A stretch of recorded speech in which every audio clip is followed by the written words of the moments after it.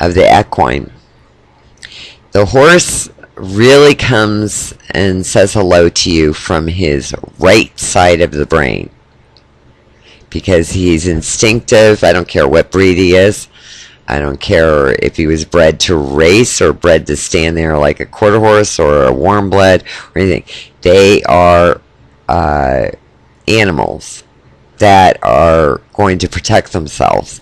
So they predominantly will be using the right side of the brain. And unfortunately, we use predominantly the left side of the brain, especially in the Western world. So when you meet the horse, you're already talking not only the physical balance of you being on them and trying to get to know the movement, a new movement of walking, not on your 2 feet, but in the saddle, you are talking in a language that the horse doesn't speak to. It's not his innate thing. That's why in the 70s everybody got warm bloods. I'm going to break my own warm blood and make a Grand Prix horse, and that's just ridiculous. And it still is ridiculous because it's not fair to the horse and it's not fair to yourself. But if you do it with the understanding, not the perfection, you don't have to be some wizard from some equestrian academy that has gone around and around for 40 years. Most of them can't ride anyway. But if you do it from your heart, the horse will teach you. Eloise Podolsky, his teachers were his horses. He said that over and over again. So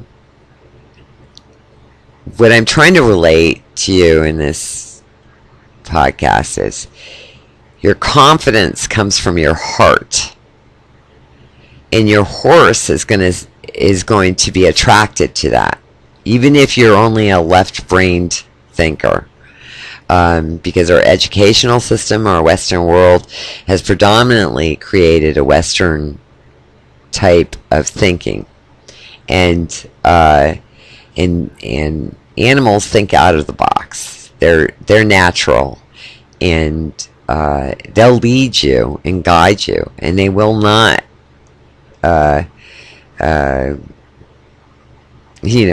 sacrifice you. Only humans sacrifice. Animals don't sacrifice. They might protect themselves.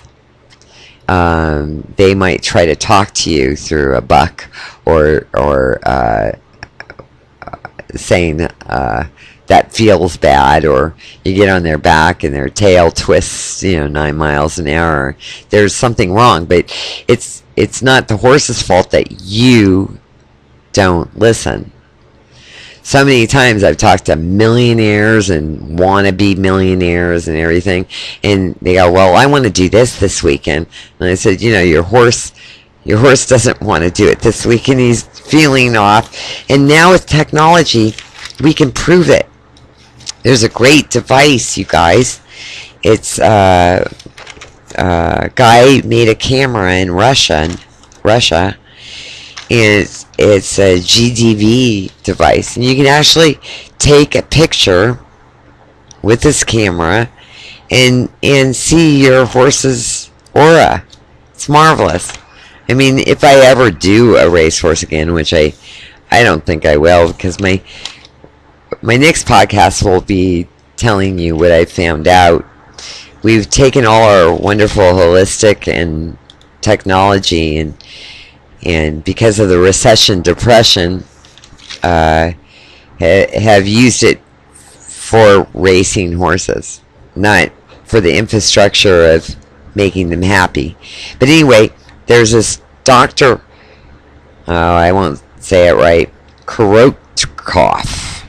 It's a gas discharge visualization, and it's marvelous, and you can put it on your computer, and you can actually see the aura of your horse.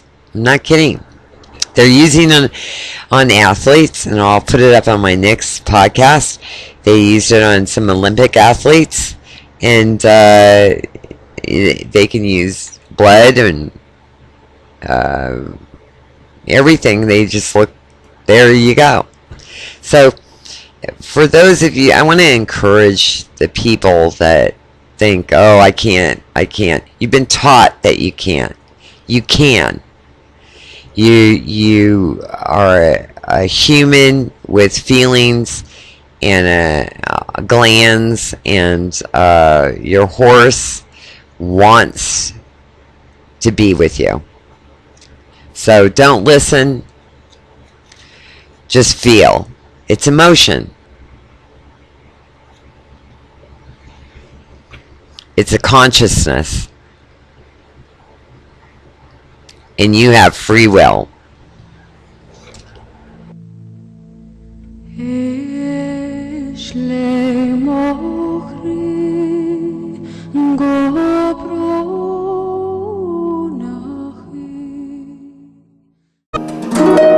Let's do it again. 1, 2, 3, go.